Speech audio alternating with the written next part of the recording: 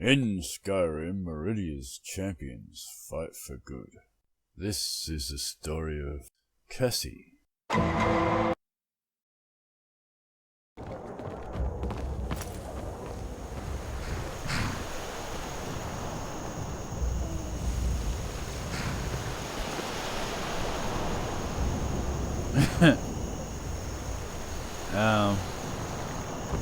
Nadina's banging her drum.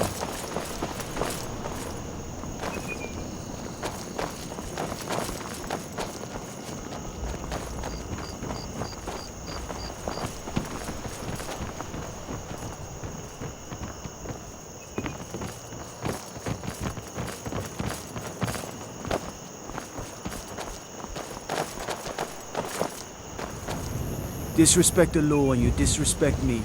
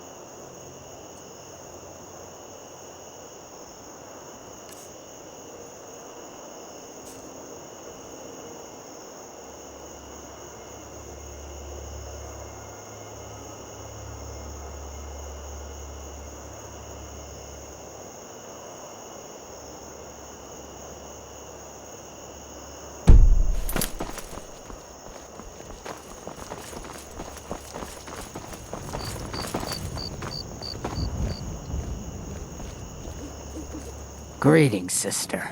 You look weary. I have something to help you relax, if you're interested. Until next time.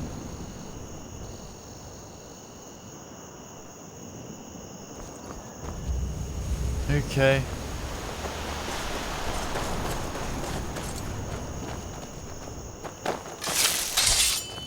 Okay, you guys warped then. We've stopped. What's wrong? Warping.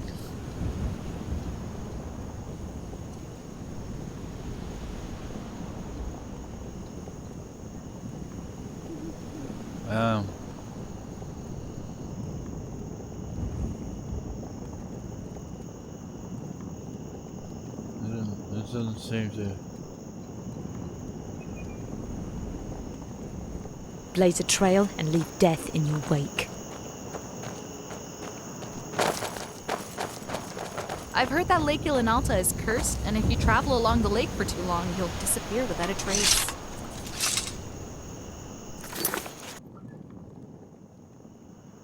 Okay.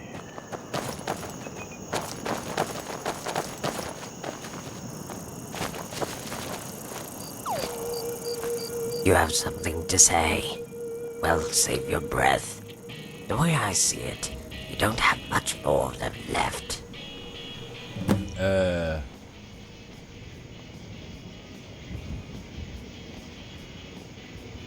Just wanted to talk. Talk is for cowards whose blades say nothing.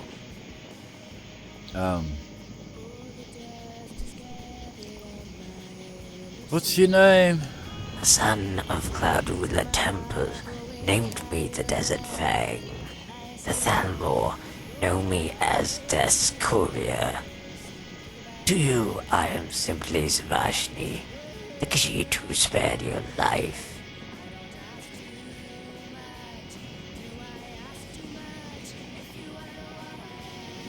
Any rumors or interesting news? There was a stag that passed through here, white as a summer cloud. The hunters think it would look better in red. Fools all become heroes when their opponent is a helpless beast. I confess, I've killed enough Spriggans to start my own sawmill. I could kill you too and sell the bone meal to my farmers. Anything else? A dragon roosts in the hills to the south. Having just gained life, it's not eager for death, avoids my steel.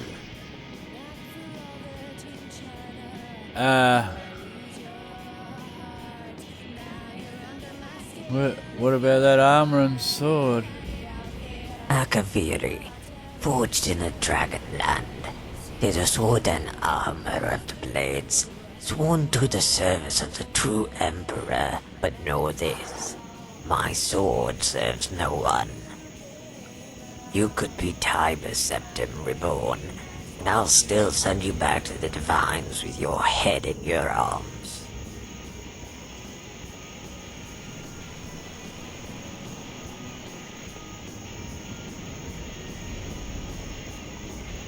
You're not a blade? Because I have no blade. The swords and armor I wear belong to a dead man, a man I killed. It's not an uncommon thing. These days you'll find more dead blades strewn across Tamriel than grains of sand. Cloud Ruler Temple is now home to maggots and flies, sprout from the pores of their foul cousins. No longer is it home to foolish mortals who spend far too many days with their heads in the clouds, while death awaits at their feet.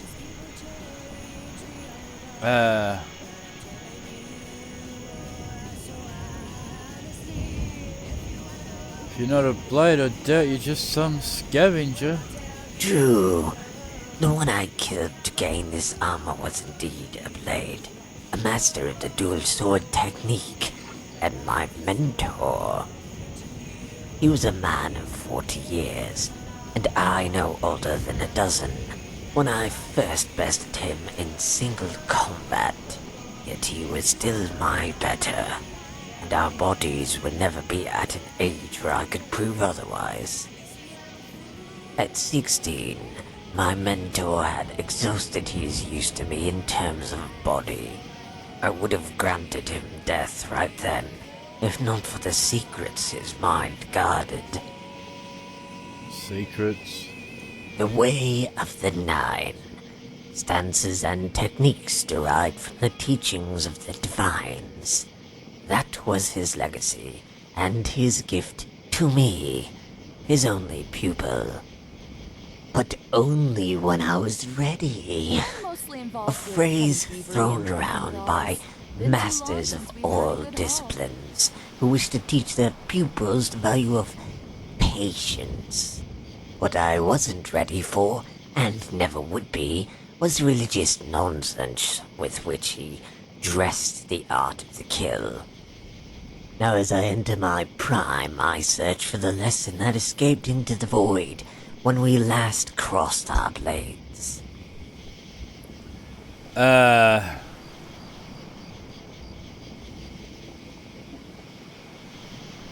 So you killed him? Fool, your words display the emptiness of your mind.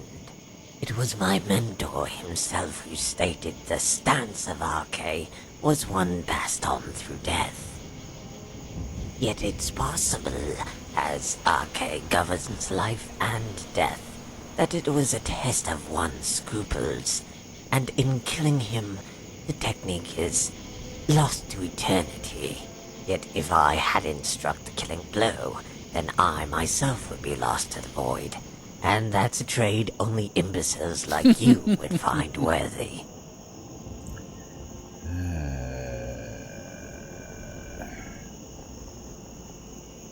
Tell me about the Way of the Nine. You will understand little of what I speak, and much of it is of no practical use, but facile metaphors tossed around by dying man. But I will enjoy watching your brow twitch in confusion as I pass his words on to you. Take, for instance, Debella, the god of beauty.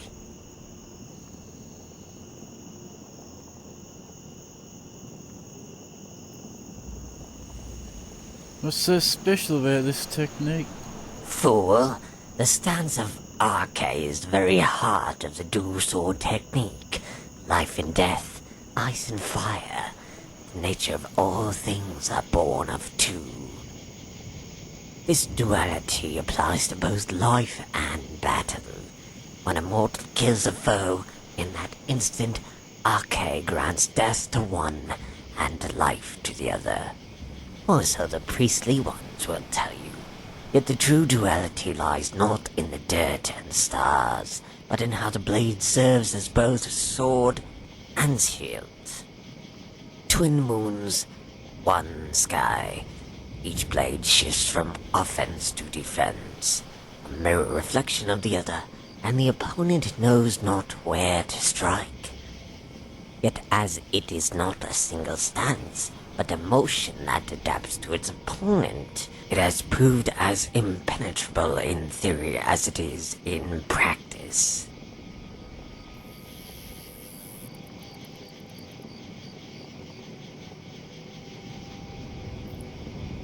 How did you kill your master?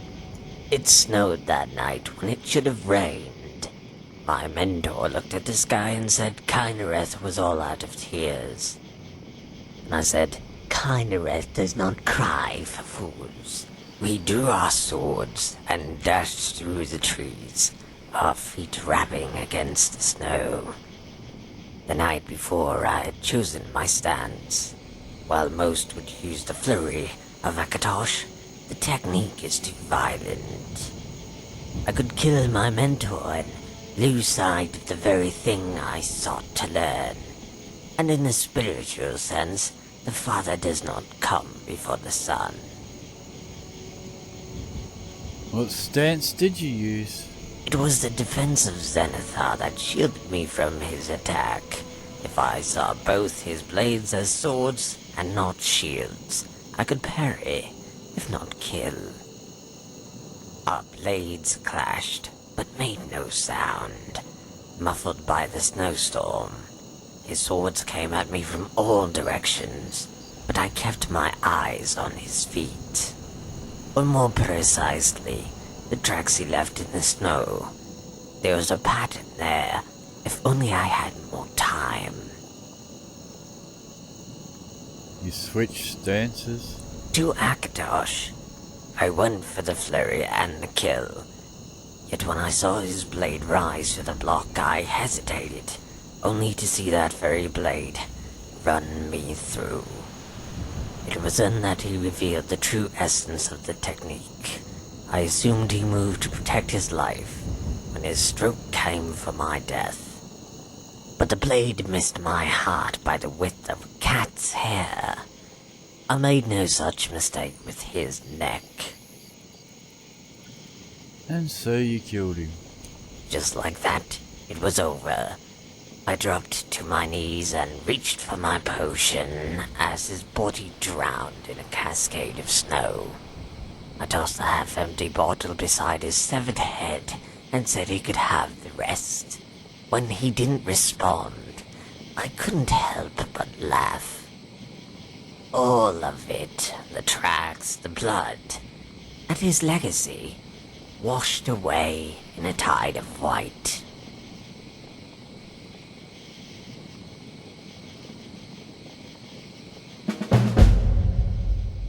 Okay.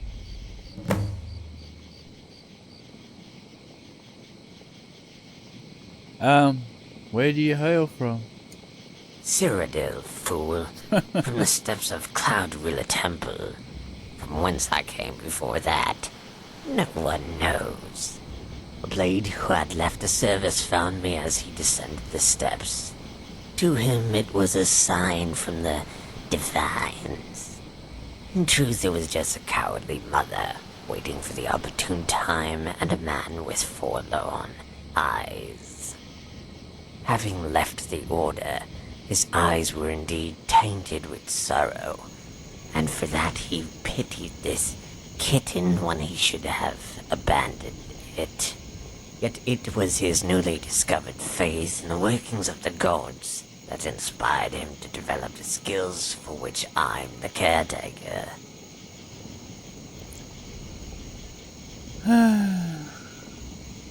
The world is full of such tales of fate and coincidence. That's what we burn into our memories. In all the other instances, every day we live without incident, those moments are never ascribed to the laziness of the gods, just forgotten.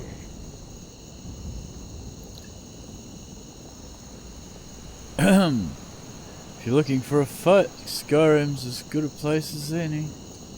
What you consider a fight, or even a war, is nothing more than a brawl between drunken louts over spilled drink. A great swordsman's talents are wasted in a war. Stray arrows, trebuchets, accidents. Many great warriors have been felled by the blade of chaos. One can't even trust his own side in the haze of war. Who's to say who's friend or foe when your eyes squint through guises of dirt and smoke? Like your queries, they range from the utterly pointless to the completely meaningless.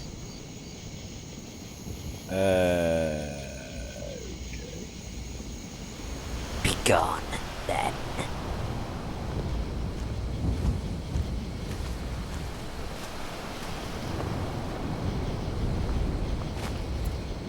Okay.